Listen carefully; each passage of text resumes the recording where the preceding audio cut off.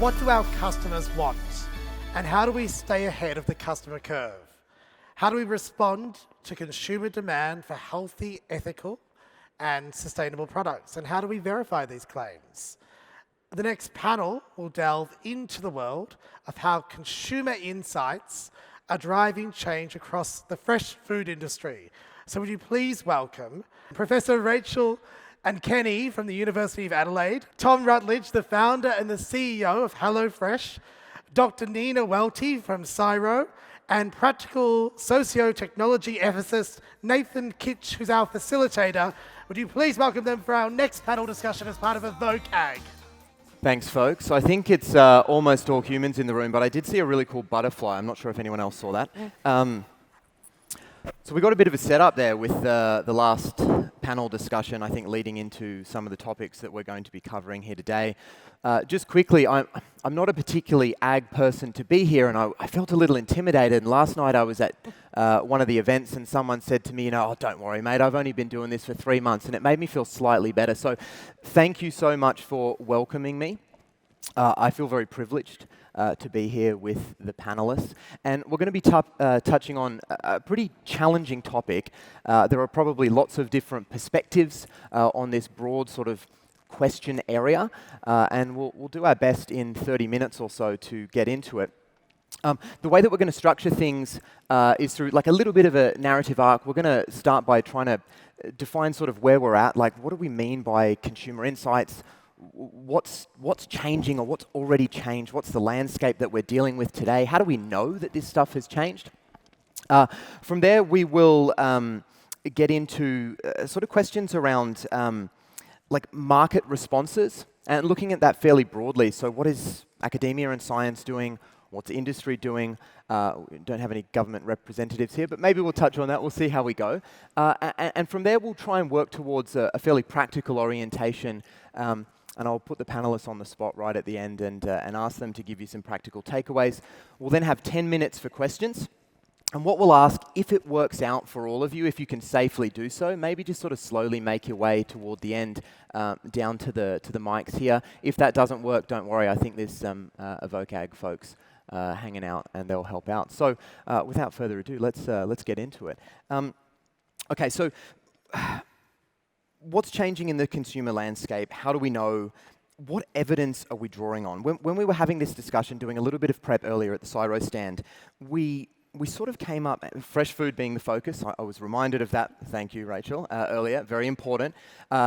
We came up with 3 themes.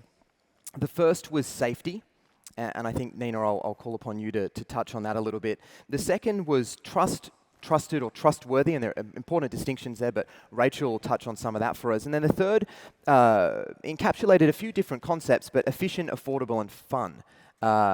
The last one may be a bit of an outlier, but I think that's really important when it comes to food. So, Tom, I'll ask you to touch on that a little bit, but maybe, Nina, can we start with safety? So when we're talking about consumer insights, when we're talking about the preferences that people have, the way that they're purchasing in-store or online, what are their food safety expectations? That it's safe to eat. That it's not going Don't die. Awesome. Yeah. Yeah. Well, it's food. It's what we need. It's first principles. We need food to live, and it should be okay to eat it, and it shouldn't hurt us nor the people that produce it along the way.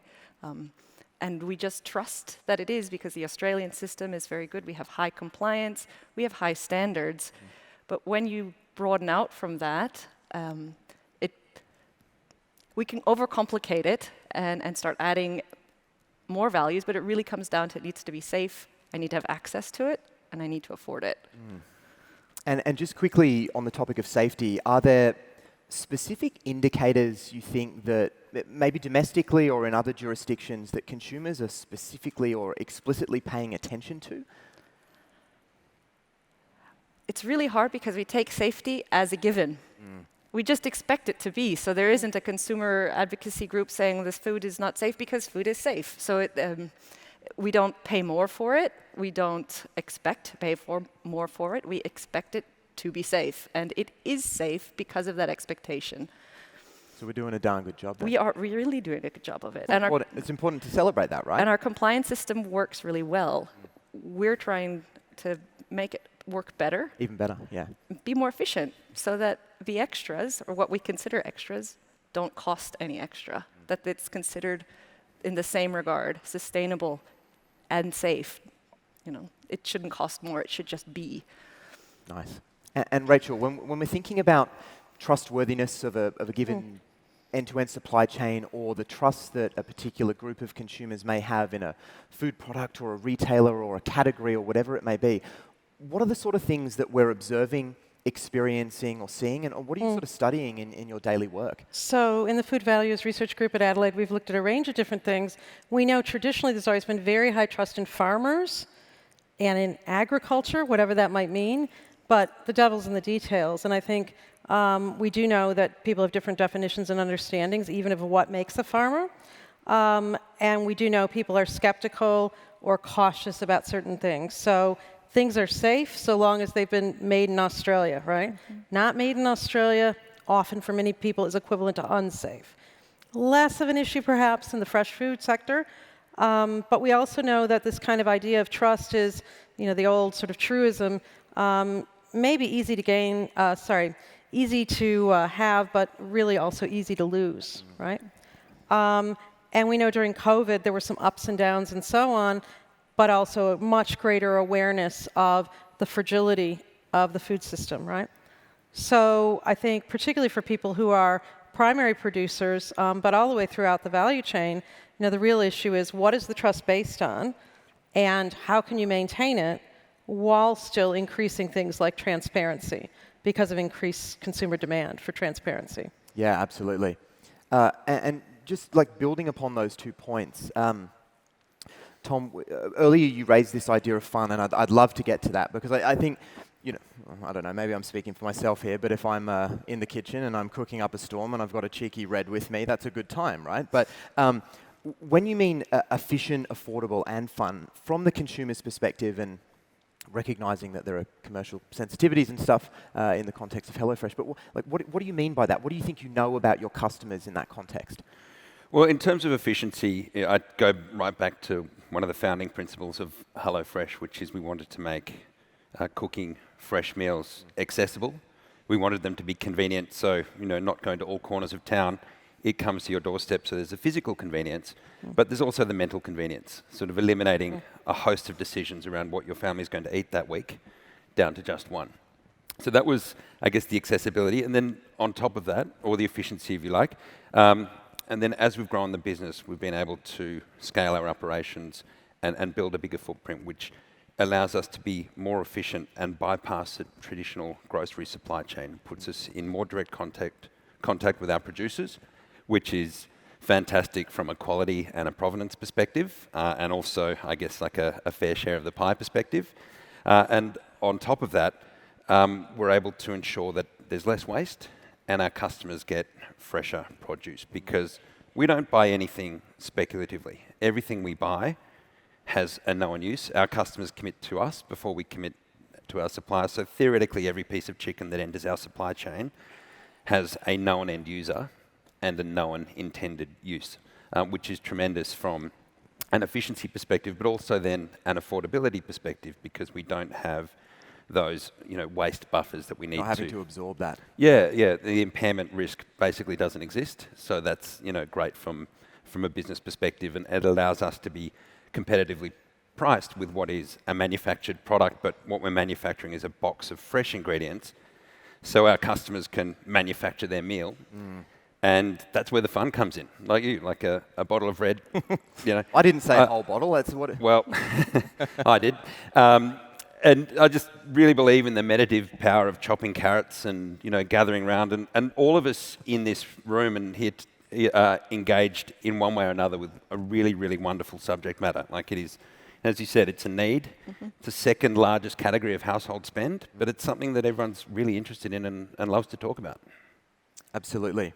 Now, earlier we were discussing this idea that ethical or sort of values-aligned and sustainable food, it shouldn't cost the earth. Right? We recognise that there are additional costs potentially incurred for different practices at present. And also this idea, and Tom, this speaks directly to probably the reason that your customers are coming to HelloFresh in the first place. This idea that eating fresh, healthy and sustainable food should be accessible and affordable. And I just wanted to kind of like use that as the framing here. So given that as the frame, what sort of responses are we seeing in the market? And, you know, how are we delivering on enhancing safety? How are we ensuring the trustworthiness of end-to-end supply chains? And how are we doing our best work to get this healthy, affordable food to consumers? I might, if you don't mind, Rachel, I might just, go to you first here. Like, how do you think about these issues in the context of supply chain trustworthiness, and what responses are you seeing out there in the market today? So I think, particularly with regard to sustainability, which is where you started, I think we are seeing increased interest in wanting to know whether products often are sustainable. But that's a really tricky thing because, of course, embedded in any product is a whole value chain, as we said, and often different points of that chain aren't in contact with each other. So Tom knows what he buys, and he knows that that's got a low amount of waste, but then what happens, no offense, to the producer who then is selling less to Tom because Tom's really figured out precisely what he needs. So I think there is greater awareness that there's lots of points along the chain, and a desire to try to understand more about the drivers and impediments to sustainability, but difficult for consumers, the average consumer, to know how to get that information. We might actively seek out less packaging. We try not to be aspirational when we buy at the grocery store and not have too much waste. There's all sorts of things we try to do at an individual level, but this is only going to accrete up if there's a broader supply chain focus and communication amongst people along that chain. The additional issue is we know consumers are skeptical about certification labels in various ways, and I think sustainability will probably be even more problematic as more and more labels roll out, because people are well aware of greenwashing. We've had lots of green products on the market for a very, very long time, and it's not something that's been a heavily enforced category. So I think it's fantastic that more and more producers are pursuing different kinds of sustainability certifications. But I think the bulk of the impact that's going to have is going to be on what they're doing and thinking about, reflexively about what they're doing within their company, their business, whatever. Less flow on simply by being certified to making consumers feel as though they know for certain what's going on. A lot of that work is going to have to do with the continued trust that came up in the last session in a particular producer or a type of producer or whatever it is. I think certifications are going to be fairly limited in and of themselves to assure trust. And just quickly on that, are there specific practices throughout supply chains that you're observing that are trust enhancing potentially that you could share? Well, I think one interesting one, we kind of touched on it earlier, is the duopoly, really focused on having not so perfect fruit, for a while, right? And in many ways, that together with buying more locally and signing it very explicitly, I think increased trust in those particular retailers, in the market here, which is the one I'm most familiar with, where there already is a tendency to want to buy local. So things like that enhance trust because there was a thought, they're worrying about waste too. They're worrying about, whatever, local economy and food miles and whatever else. It's those sorts of things that are micro, but very difficult to see then how it's going to accrete up into a sense of trust more generally. The duopoly is more trusted than it used to be for whatever reason. Yeah. Fascinating. And I suppose, Nina, getting into the safety stuff, so we have excellent assurance systems in a global context. When you look at the literature on this topic, we seem to be a highly trusted food-producing nation. We're a net exporter. We're doing all of this stuff really well. We're all here, 1,600 of us, because we fundamentally believe in the possibility of extending that leadership position. But what are and I know some of this will go way beyond me, but what are some of the interesting things that you're working on that can perhaps further enhance the safety of the food that we're producing and delivering either here domestically or into key export markets? So trust, but verify.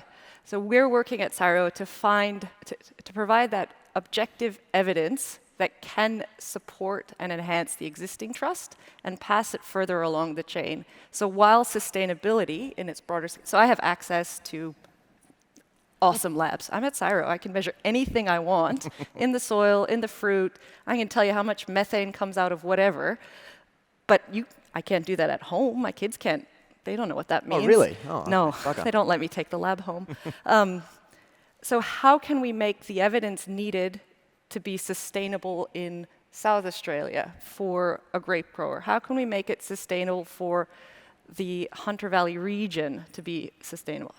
Food waste is part of the sustainability equation. So how can we provide that evidence in data, allow it to pass to be the data turn into knowledge, so that you at the end of the supply chain can have more confidence that all of the decisions leading up to yours align, and that together they meet that cumulative outcome, so that you pick up your package from HelloFresh and you know that everyone along the way has had those same concerns and they've been met, so that it's yet another decision that I don't have to worry about when my kids ask me what's for dinner. I think that's a beautiful handball. Tom has a solution. Yeah, and I was just going to ask, so from your perspective, Tom, over the last few years, and it seems like HelloFresh was a bit in front of the curve here, if you don't mind me saying. Not at all. Reasonable compliment. But so, given that, you've been 2012, 2013. That's right. We started the business in 2012. Yeah.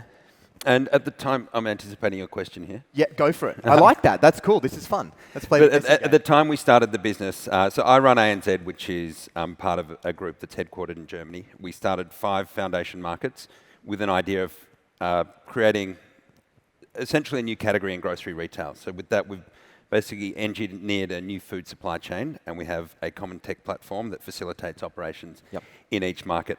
When we started, the opportunity for e-commerce to disrupt food retail was huge, but it is still huge. Like, the way that people get their food still, very much resembles kind of 1950s shopping patterns for the majority of the population. So there's still a tremendous opportunity to connect retailers with their customers in terms of that customer ownership, but really understanding their experience and providing that trust.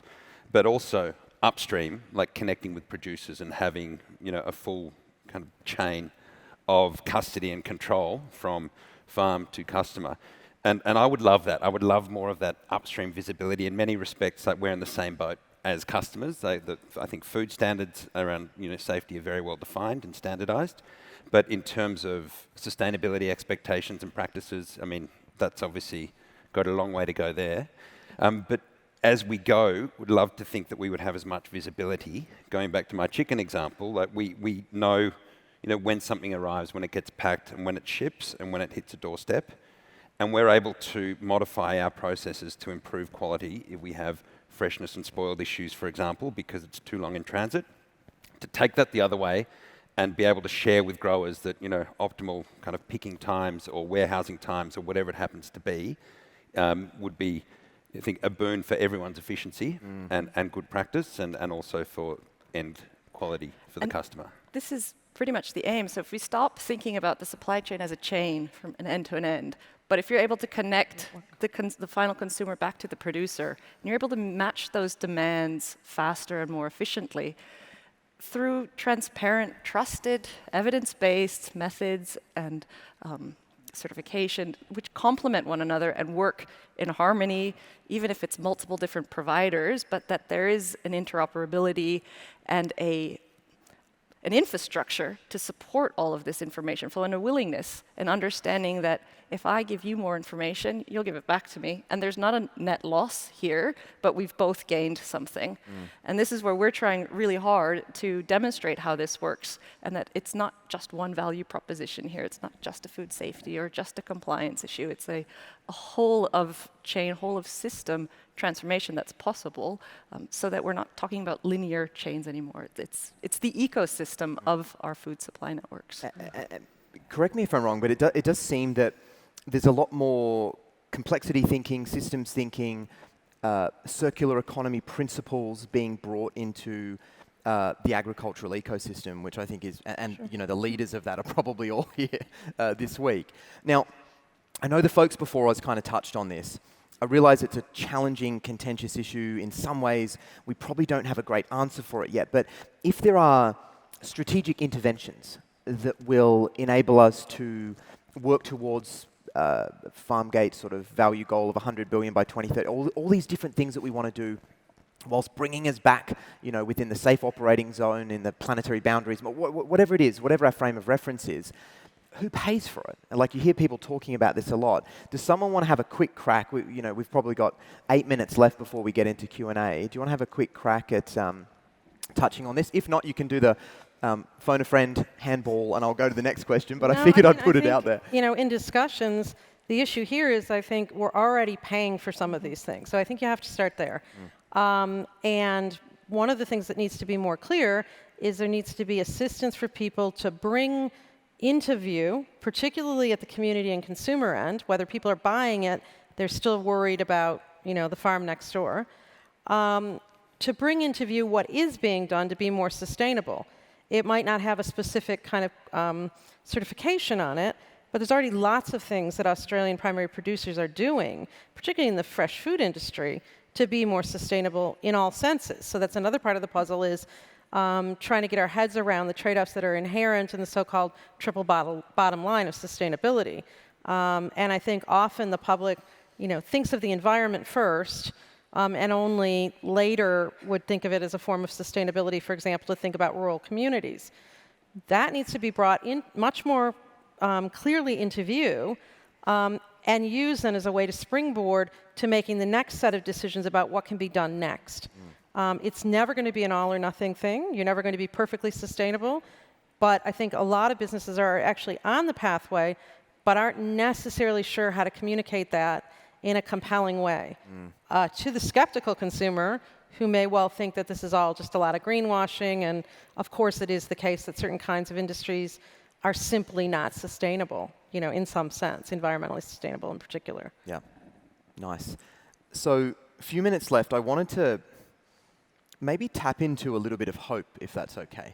I think that's a nice thing to do. So, instead of maybe expectation framing about the future, what hopes do you have about the future in this context? And perhaps how might that change the fundamental experience that we, each of us, and everyone else has as consumers of various different food products and services? And Tom, I might start with you on this. What are your hopes and dreams?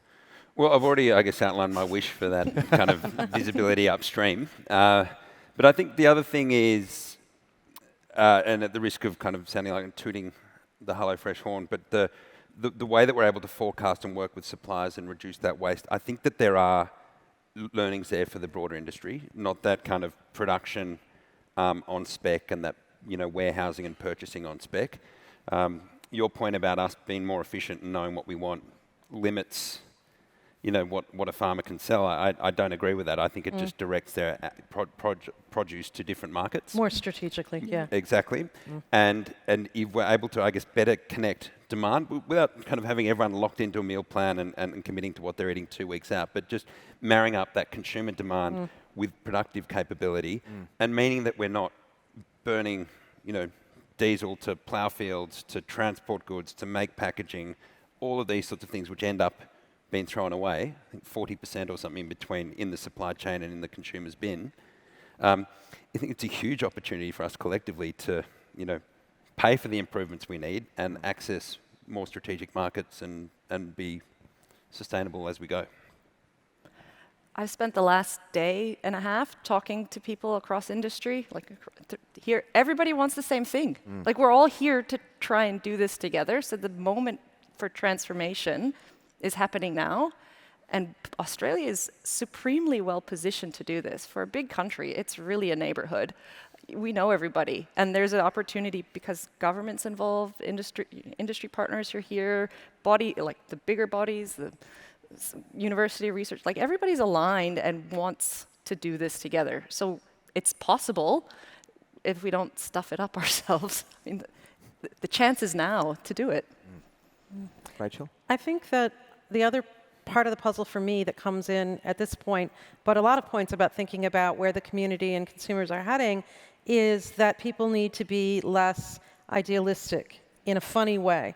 And what I mean by that is they shouldn't go in with what they think goes on in farming or what they think goes on in agriculture and set their standards incredibly high based on things that haven't been the case in 50 years if they were ever the case, right? And in that way, I don't mean they should abandon their ideals. I mean they should abandon, the sort of romanticization of the rural, right? And along with that, less standardized and more flexible, for example, about what we eat when. So, the call for seasonal and so on, people still are in the habit of eating what they eat and expecting it, I think there just needs to be a lot more reality about the way in which things work and what there is going to be and the quality and so on, and potentially realizing that in 2023 and beyond, we no longer need to emphasize quantity. It's less bad here than the United States, obviously, but quality really matters, and Australia is very good at quality. And those sorts of considerations, when they're taken quite seriously, are going to help with sustainability. You don't even need the details, right? Yep. I think the final thing that is a challenge, and I don't really have a good answer to, is that I think individuals and, say, individual households are a little bit frightened that there isn't going to be sort of an accretion upward. They'll change their behaviors, but the person next door won't. And so Nina earlier sort of described it as the tragedy of the commons kind of coming back around, that we're not really sure how to do this as a whole. And that's where I think there really needs to be a lot of conversation, particularly at a policy level, of what compromises are people willing to make, and can we do that as a society? Because otherwise, it's going to be up to sort of a small number, and it isn't going to accrete upward. And it also is going to result in really inconsistent kinds of change that aren't going to be persistent. I think seeing that cohesion and togetherness is very powerful. One thing I'll just touch on very quickly, a lot of my work focuses on studying and practically interpreting the trust literature, and there's no broadly agreeable definition, but one that's commonly thrown around is hope about expectations fulfilled, or hope in expectations fulfilled, or something along these lines. And Rachel, your point, I think, is incredibly powerful. If we go into a purchasing context as consumers with grounded, reasonable expectations, the likelihood that our preferences will be fulfilled is much higher. If we go in thinking this was grown on a magical balloon on Mars and then transported here, so I just think that's a really powerful thing to pick up on. Before we get to question and answer time, I was hoping that each of you perhaps could share one very concrete, practical takeaway, because I know there's a lot of information thrown at us over these couple of days and we walk away cognitively overloaded, but is there a signal that you can share with everyone that's here today that perhaps they can begin implementing in their workplace or even their life from this afternoon onwards? I'll start, it's okay. Go for it. So I think it's incredibly important to stop and think about what you're already doing.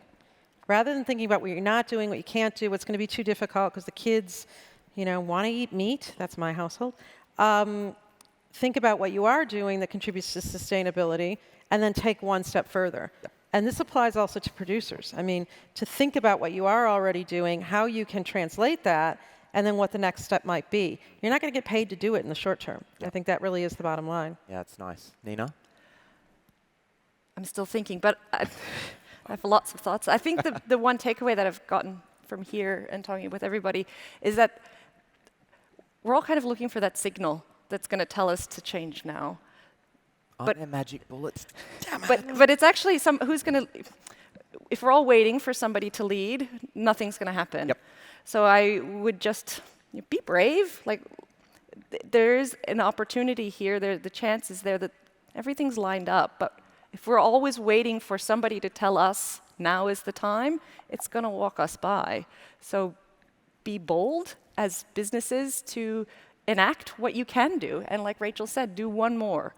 Who else cares about what you care about? And why do they care about it? And how do they know it? And then talk to Cyro and all of us, and we'll help you figure out the rest. Tom? Yeah, I build on that. I mean, I think it's already happening. And I think, we should put a lot of trust in our customers and consumers and stakeholders to drive the change. I don't necessarily share the view, Rachel, that there's that fear that the Joneses won't keep up. That's what we get in consumer studies all the time. People are they're changing already. Like they're making decisions about cars they drive, panels on their roof, food choices. We see it in menu selections in HelloFresh. We nudge people to low carbon menus. There's increasing uptake on vegetarian recipes, for example. We see it happening, it happens, and all sorts of change, I think, starts at a subnational level, and that's not just with our customers, it's our employees demand that of us, and as a listed company, the investor community demands that of us too. So I don't think we need to wait for the politicians to get around to That legislating institutional it. drive is a big one, right? Yeah. Folks, I think we've done reasonably, 1.5 minutes over expectations, but we've got 8.5 minutes left for questions. So throw some tough ones at the panel, please. Owen Atkin from the ANU. Look, obviously we all want sustainability and we want to have consumer use of products and so on to influence the way things are produced.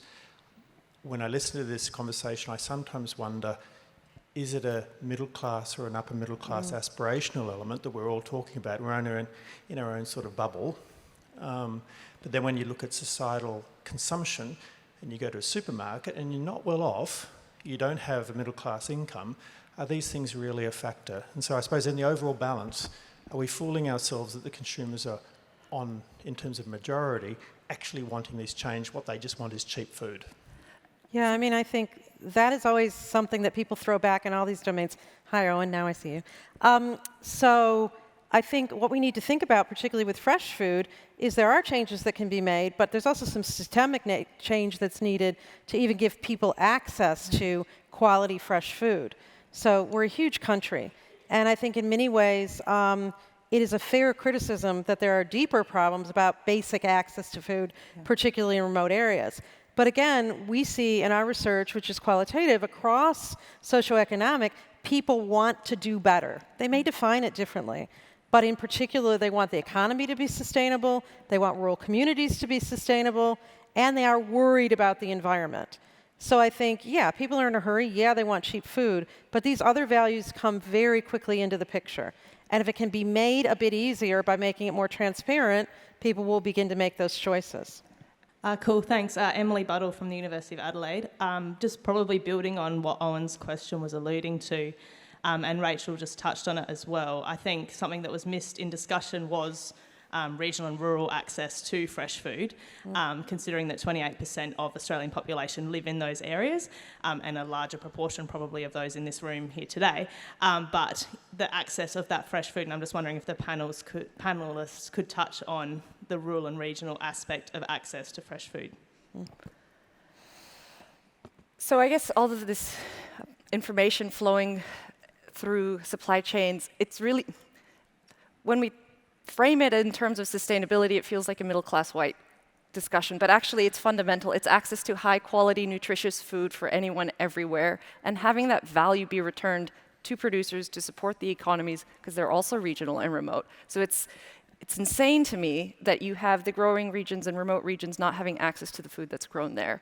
This is not okay, and supply chain transparency, traceability is one aspect that can lower potentially the barriers or find other ways around them so that this isn't so that these values are delivered equally and we can chip away at part of this bigger systemic problems that there are. But this should not be framed as a +1 conversation. This is fundamentally about equity and access to high quality, nutritional, fresh food wherever you are.